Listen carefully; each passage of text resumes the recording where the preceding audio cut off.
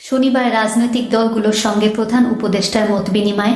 দেশের রাজনৈতিক দলগুলোর সঙ্গে মতবিনিময় করবেন অন্তর্বর্তী সরকারের প্রধান উপদেষ্টা ডক্টর মোহাম্মদ ইউনূস। আগামী শনিবার বিকেল ৩টা থেকে রাত ৮টা পর্যন্ত দলগুলোর সঙ্গে মতবিনিময় অনুষ্ঠিত হবে। বৃহস্পতিবার ২৯শে আগস্ট এক সংবাদ বিজ্ঞপ্তিতে প্রধান উপদেষ্টার প্রেস উইং সূত্র এ তথ্য জানিয়েছে।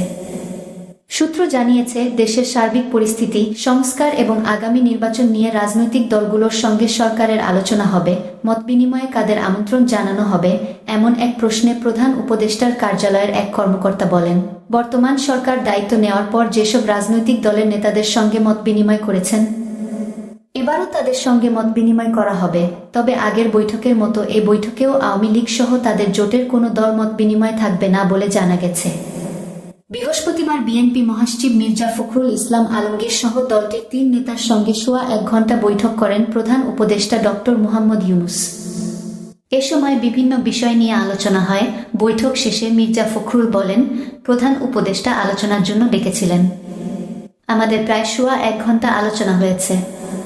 অত্যন্ত ফলপ্রসূ আলোচনা হয়েছে। নির্বাচনের কোনো সম্ভাব্য তারিখ নিয়ে আলোচনা হয়েছে কিনা সাংবাদিকদের এমন প্রশ্নের জবাবে মির্জা ফখরুল বলেন, আমরা কোনো তারিখ নিয়ে আলোচনা করিনি। আমরা কোনো তারিখ বলবো না।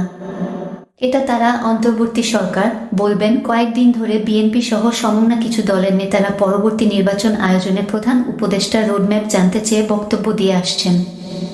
নির্বাচন নিয়ে গত রোববার জাতির উদ্দেশ্যে দেওয়া ভাষণে প্রধান উপদেষ্টা ডক্টর মোহাম্মদ ইউনূস বলেন, কখন নির্বাচন হবে সেটা সম্পূর্ণ রাজনৈতিক সিদ্ধান্ত, আমাদের সিদ্ধান্ত নয়। তিনি বলেন, দেশবাসীকে ঠিক করতে হবে আপনারা কখন আমাদের ছেড়ে দেবেন।